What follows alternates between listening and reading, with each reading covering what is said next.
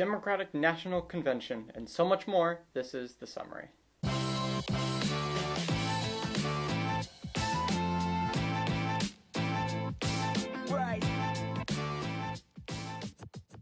The Democratic National Convention. The only thing Trump hates more than salad. The past few Democratic National Conventions have been historic in their own right. In 2004, Obama gave the keynote address at the Democratic National Convention, which catapulted him into the center of the Democratic Party. Then 4 years later, he would become the first African-American nominee and later president. Then, in 2016, we had our first female presidential nominee. And now, this year in 2020, we watched Kamala Harris accept the vice president nomination. The dedication of generations before me, women and men who believed so fiercely in the promise of equality, liberty, and justice for all. I have fought for children and survivors of sexual assault. I fought against transnational criminal organizations. I took on the biggest banks and helped take down one of the biggest for-profit colleges. I know a predator when I see one. My mother taught me that service to others gives life purpose and meaning. She probably could have never imagined that I would be standing before you now and speaking these words. I accept your nomination for Vice President of the United States of America. My favorite line in that whole thing was, "I know a predator when I see one." Because she never named him by name. But we all know she was talking about Trump. Trump fits the description of predator perfectly. I mean, he's tall, he's got small hands, and he's got the brain the size of a peanut. But one thing I couldn't help but notice this year at the DNC was that it was all over the place. No, I mean literally all over the place. Remain America's great unfinished business. Here in South Bend, we once feared that our best days were behind us. But then we reimagined our economy with new jobs and even new industries. When I told Joe Biden that story in 2008, Joe Biden will get the pandemic under control. It shouldn't fall down in the middle of America, but it did. And we came together to rebuild it. That's what we do. We are all united by the love of this beautiful place that we call home. Facing the worst public health crisis in 100 years and the worst economic collapse since the Great Depression. We are confronting systemic racism and the enormous threat to our planet of climate change. Wow, everywhere from Men in Black headquarters to Bernie's lumberjack shack. There was also a great appearance by the Obamas, who both gave wonderful speeches. It's not a normal time. So tonight I want to talk as plainly as I can about the stakes in this election.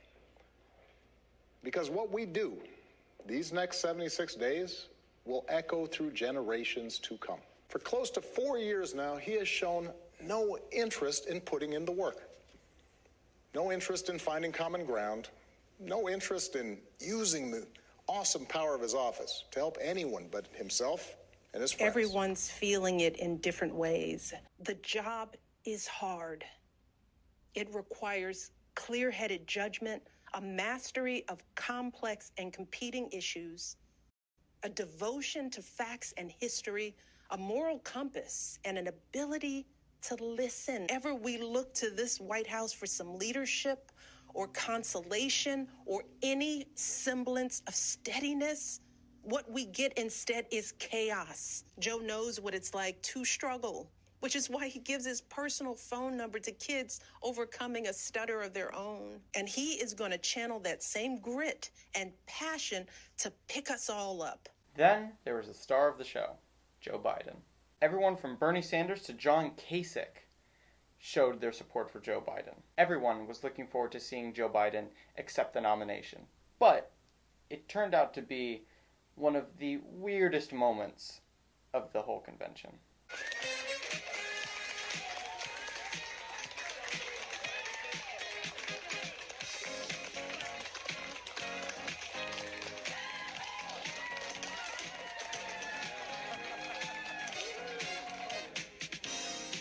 Well, thank you very, very much. From the bottom of my heart, thank you all.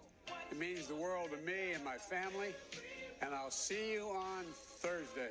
Thank you, thank you, thank you. There's no joke for this. That video speaks for itself. But Biden bounced back with a powerful acceptance speech. But however it's come to be, however it's happened, America's ready, in John's words, to lay down, quote, the heavy burden of hate at last, that has been in our darkest moments that we've made our greatest progress, that we found the light.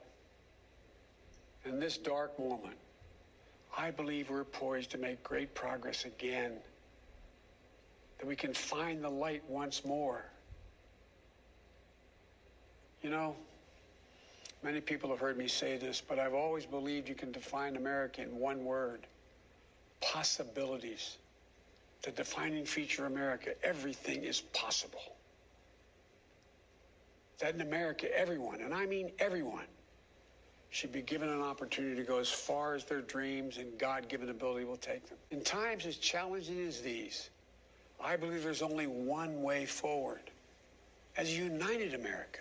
Overall, the DNC was a success, and it did what it needed to do: solidify Joe Biden as the Democratic nominee and create a sense of unity in the party and in the country. Now, everything I just said, just forget it, because apparently I was wrong. Fox News just told me how the convention really went. It was fairly well delivered. He also lied. You know, he brings back, the Democrats only, their easy button, going back to the lie about Charlottesville. He talked about being tough on China. Joe, I mean, you're going to be tough on China now? Hey, Don Jr., like the beard. Hope it makes you feel more grown up since you're still kissing up to your daddy. The whole of the Democratic National Convention was a very, very negative view of America. They're right, though. An older president who sometimes forgets things and has trouble pronouncing certain words should not be the president of the United States.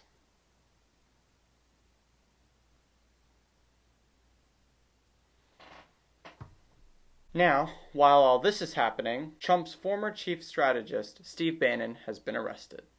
Breaking news this hour. The former chief strategist to the president has been arrested.